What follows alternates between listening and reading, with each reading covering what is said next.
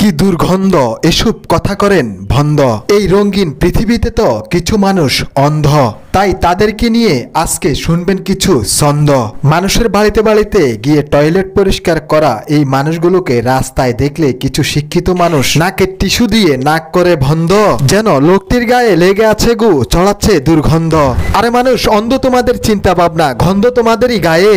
এই মানুষগুলো এই কাজ বাদ দিলে আমি আর আপনি তাদেরই পড়তে হবে পায়ে। আমার আপনার মতেই মানুষ, তারা কর্ম করে খায়, তাদের সাথে রাস্তায় দেখা হলে মানুষ ঘৃণার চোখে চায়। মানুষ হয়ে মানুষকে আমরা কিভাবে করি ঘৃণা, এই কাজ করে তারা শোধ করে দেনা পেনা।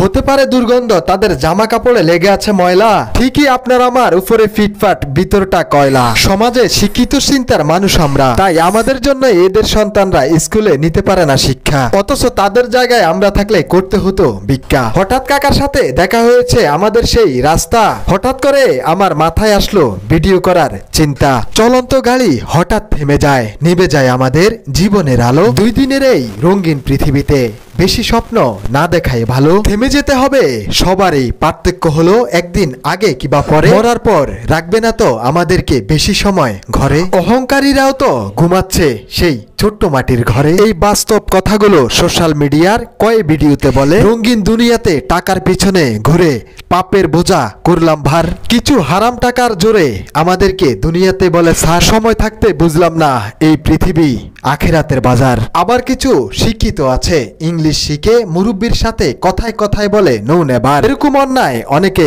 দেখেও চুপ থাকে, কারণ টাকা আছে ছেলেটির বাবার। মনে রাখা উচিত, হিসাব দিতে হবে একদিন যে যার, সেই সময় হিসাব খুঁজবে না বারবার, হিসাব কিন্তু হবেই একবার। এখনো সময় আছে, ভালো পথে আসেন, প্রয়োজন হলে আপনাদেরকেও বলবো আমরা স্যার।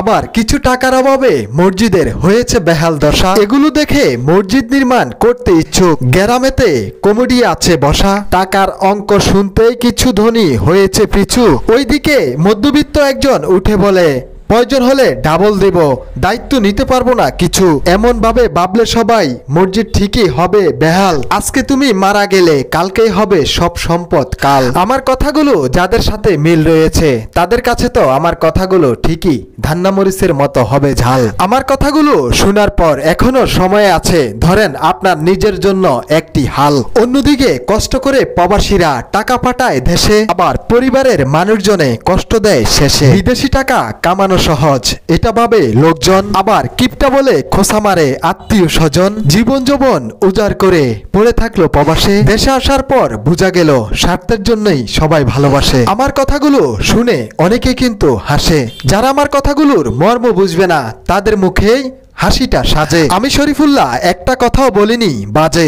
আপনাদের কাছে অনুরোধ, কষ্ট করে ভিডিওটি করছি, শেয়ার করে দিন জনস্বার্থে। পেজে নতুন হলে ফলো দিয়ে সাথে থাকুন আপনার আশেপাশের ভিডিও পেতে।